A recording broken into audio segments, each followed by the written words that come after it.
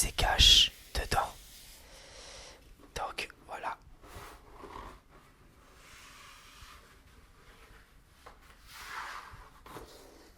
Alors tout d'abord, il y a bien sur le plateau de jeu. On va l'ouvrir tous ensemble. Alors j'ai vérifié, le jeu n'est pas au complet. Hein. Ce jeu de société n'est pas au complet. Hein. La bonne paye, je l'ai découvert avec, déjà avec le plateau pliable et quelques billets. Et comme vous voyez,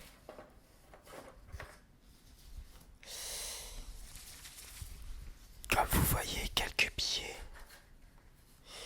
et puis des cartes. Alors je sais plus vraiment le but du jeu le but, les règles du jeu de ce jeu. En tout cas, tout ce que je sais, c'est que, en fait, la bonne paye, c'est que ça date pas d'hier. Là, c'est un papier de personnes qui ont joué auparavant. Et ce qui est intéressant dans ce jeu, c'est que c'était en francs. C'était à cette époque-là, c'était en francs et non en euros. Ah là là, l'époque du franc. C'était vraiment formidable. Je pense que je pense qu'on s'en rappellera. Pour certaines personnes s'en rappelleront des francs. Donc voilà, je vais poser le micro.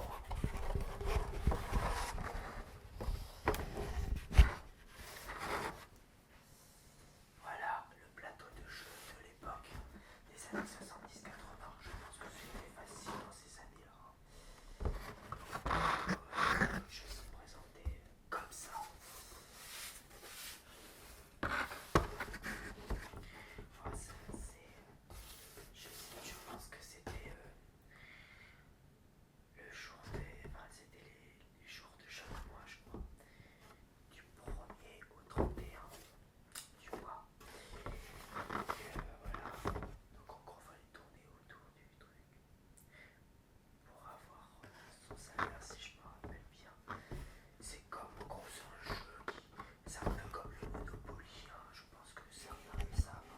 C'est un peu comme le Monopoly. Ouais, c'est un peu comme le Monopoly, seulement c'est un jeu d'argent, mais je trouve que ce jeu en gros avait pour principe de savoir gérer son budget. Donc quelque part c'était pas si mal quoi. C'était pas, j'avais déjà joué à la bonne paye mais ça fait longtemps. Et c'était évidemment la version plus récente de la bonne paye. Donc voilà, donc on va présenter les billets. Alors c'était en francs à l'époque, hein, je viens de vous le dire. Alors, là c'était des billets bleus de la bonne paye de 10 francs. Ouais, c'est un jeu que j'ai découvert dans un chantier que j'ai récupéré, mais c'est pas au complet. Hein. Ah oui, alors il y a aussi les billets de 500 francs. Alors, les billets de 500 francs c'était déjà rare à l'époque, alors je vous dis pas le nombre de billets de 500 qu'il y a dans le jeu. Ça me fait rêver. Si ça pouvait se transformer en euros, bien, on serait content. Je dis bien, mais c'est pas bien, on va pas les manger. Très ridicule de ce que je dis, hein, je sais. Normal. Je dis un peu ce que je veux. Alors, et il y avait aussi des billets de 100. Après, je pense que je pense qu'il y avait des billets de 20 ou de 50, je pense plus de 50 francs. Mais vu que j'ai pas le jeu complet, de toute façon le jeu n'est pas au complet. Voilà. Et le pion, ça se présente comme ça, quoi. Ça se présente comme ça, le pion.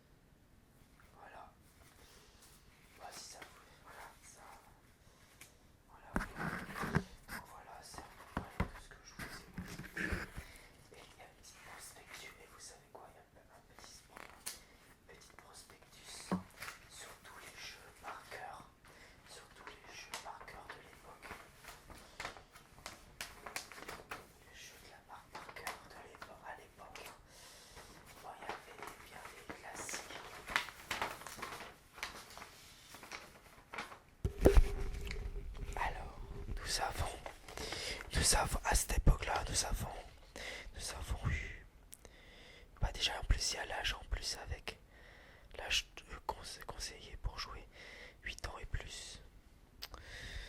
Alors, alors, la vente aux enchères, la course à la réussite. Ah bah, justement, il y a le Monopoly qui est là en plus. Pareil, c'est de la même marque en fait. Parker, Monopoly, Bonpay, c'est de la même marque, mais c'est deux versions différentes sur les jeux d'argent. Rendez-vous rue de la Paix. Super Mastermind. Ah ouais, Mastermind aussi c'est classique comme jeu. Mad. Ah, les vieux jeux. Bah, il y a des jeux qui n'ont pas eu le succès, qui n'ont pas eu de succès, qui n'ont pas eu. Il y a certains jeux qui n'existent plus parce qu'ils ont peut-être pas, sûrement pas eu de succès. Hein. Ou alors c'est. Ou alors ça a tout simplement marché un temps et puis que ça a marché plus après. Ça a plusieurs raisons. Risque c'est très classique comme jeu. Cluedo aussi c'est classique. Hein. Diplomatie, ça je connais pas. Pictionary, ça c'est connu aussi.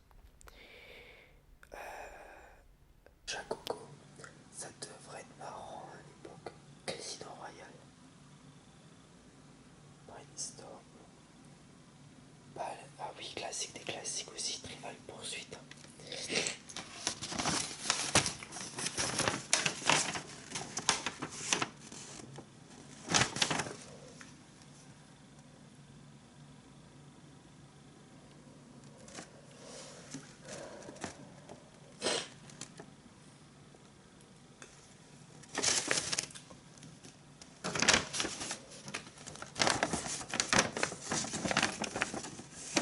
Donc,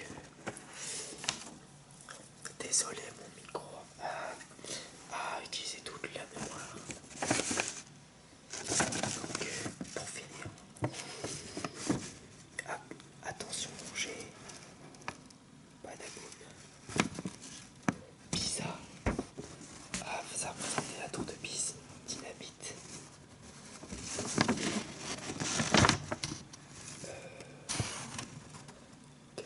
Canon noir, la chasse.